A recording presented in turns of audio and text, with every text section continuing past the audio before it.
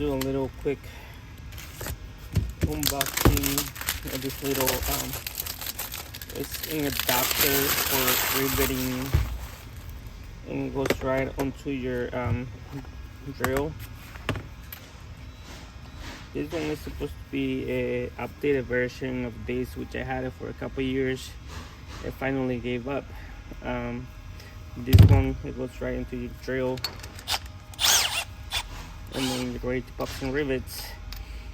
And before you guys go all crazy in the comments, I have some real rivet guns, but sometimes you just want to get away from the hose, so you take this, put them in the drill, and then